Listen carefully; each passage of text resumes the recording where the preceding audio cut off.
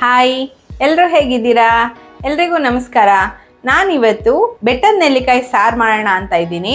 ಅದಕ್ಕೆ ಬೇಕಾಗಿರೋ ಪದಾರ್ಥಗಳು: ಬೆಟ್ಟದ ನೆಲ್ಲಿಕಾಯಿ, ಧನಿಯಾ, ಒಣಮೆಣಸಿನ್ಕಾಯಿ, ನಾನಿಲ್ಲಿ ಬ್ಯಾಡಗಿ ಗುಂಟೂರು 2 ತೊಗೊಂಡಿದ್ದೀನಿ.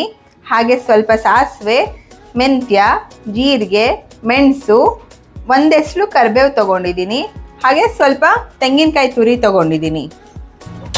ಇವಾಗ ಬೆಟ್ಟದ ನೆಲ್ಲಿಕಾಯಿ ಸಾರಿಗೆ ಸ್ವಲ್ಪ ಪುಡಿನ ಹುರ್ಕೊಳ್ಳೋಣ. ನಾನಿಲ್ಲಿ ಒಂಚೂರು ಎಣ್ಣೆ ಹಾಕೋತಾ ಇದ್ದೀನಿ. ಮೊದಲಿಗೆ ಮೆಣಸು ಹಾಕ್ತಾ ಇದ್ದೀನಿ. ನಾನು ಸ್ವಲ್ಪ ಕ್ವಾಂಟಿಟಿ ಮಾಡ್ತಾ ಇರೋದ್ರಿಂದ ಎಲ್ಲ ಒಟ್ಟಿಗೆ ಹಾಕಿ ಹುರ್ಕೋಬೋದು. ಜಾಸ್ತಿ ಮಾಡಿದಾಗ ಏನಾಗುತ್ತೆ, ಸಪ್ರೇಟಾಗಿ ಹುರಿಬೇಕಾಗತ್ತೆ. ಇಲ್ಲಾಂದರೆ ಒಂದು ಬೇಗ ಆಗೋಗುತ್ತೆ, ಒಂದು ಲೇಟಾಗಿ ಆಗೋಗುತ್ತೆ. ಹಾಗಾಗಿ ನಾನಿವಾಗ ಎಲ್ಲನೂ ನೋಡಿ ಒಂದೇ ಸಲ ಹಾಕ್ಕೊಂಡು ಹುರ್ಕೋತಾ ಇದ್ದೀನಿ. ಇಲ್ಲಿ ನಾನು ಬ್ಯಾಡಗಿ ಮೆಣಸಿನ್ಕಾಯಿ ಒಂದು 4, ಗುಂಟೂರು ಒಂದು 3 ತೊಗೊಂಡಿದ್ದೀನಿ.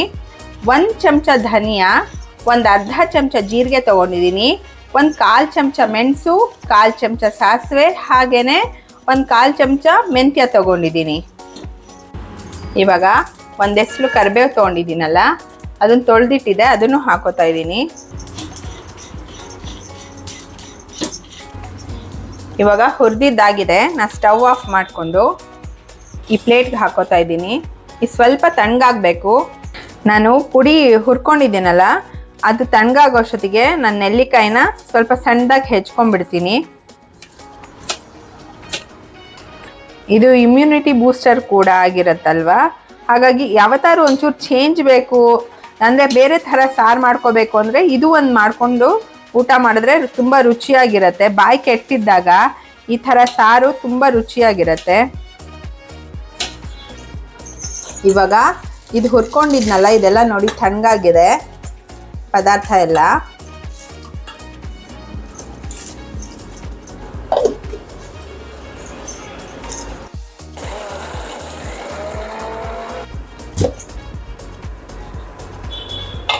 ಇವಾಗ ನೋಡಿ ಈ ರೀತಿ ಆಗಿದೆಯಲ್ಲ, ಇದಕ್ಕೆ ನಾನು ನೆಲ್ಲಿಕಾಯಿ ಹೆಚ್ಚಿಟ್ಕೊಂಡಿದ್ದೆ, ಒಂದು 2-3 ನೆಲ್ಲಿಕಾಯಿ ಹೆಚ್ಚಿಟ್ಟಿದ್ದೀನಿ, ಅದನ್ನೂ ಹಾಕ್ತಾಯಿದ್ದೀನಿ.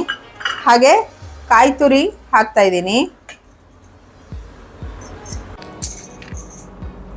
ಇವಾಗ ಸ್ವಲ್ಪ ನೀರು ಹಾಕ್ಕೊಂಡು ನುಣ್ಣಗೆ ರುಬ್ಕೊಂಡ್ಬಿಡ್ತೀನಿ.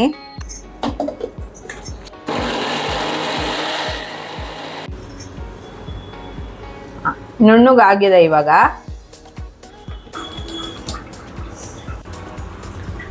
ನಾನು ಸಾರು ಮಾಡ್ತಾ ಇದ್ದೀನಿ.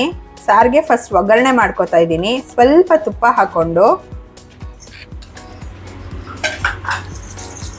ತುಪ್ಪ ಕಾಯ್ದು ಇದು ಸಾಸಿವೆ ಹಾಕ್ತಾ ಇದ್ದೀನಿ ಸ್ವಲ್ಪ ಒಗ್ಗರಣೆಗೆ.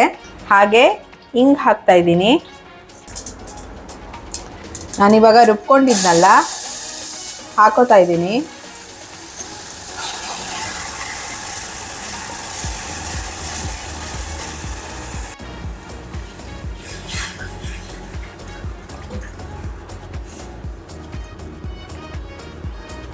ನೀರು ಹಾಕೋತಾ ಇದ್ದೀನಿ ನೋಡಿ. ನಾನು ನೀರಿನ ಲೋಟದಲ್ಲಿ 2ರಿಂದ 3 ಕಪ್ ಅಷ್ಟು ನೀರು ಹಾಕ್ಕೊಂಡಿದ್ದೀನಿ ಈ ಸಾರಿಗೆ.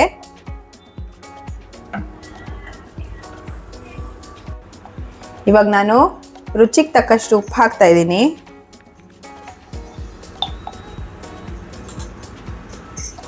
ಹಾಗೆ ಸ್ವಲ್ಪ ಬೆಲ್ಲ ಹಾಕ್ತಾ ಇದ್ದೀನಿ.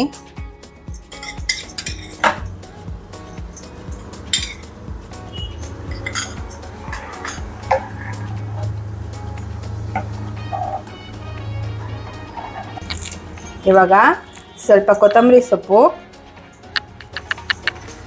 ಹಾಗೆ ಒಂಚೂರು ಕರಿಬೇವು, ಒಂದು 4-5 ಎಸ್ಲು ಕರಿಬೇವು ಹಾಕ್ತಾಯಿದ್ದೀನಿ.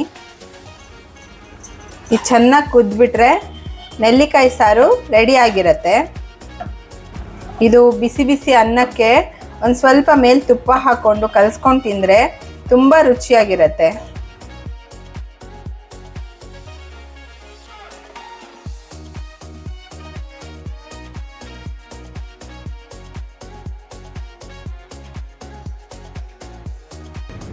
ನೀವು ಮನೇಲಿ ಒಮ್ಮೆ ಈ ಬೆಟ್ಟದ ನೆಲ್ಲಿಕಾಯಿ ಸಾರನ್ನ ಟ್ರೈ ಮಾಡಿ ನೋಡಿ, ಹೇಗೆ ಬರುತ್ತೆ ಅಂತ ನನಗೆ ಕಮೆಂಟ್ ಮೂಲಕ ತಿಳಿಸಿ.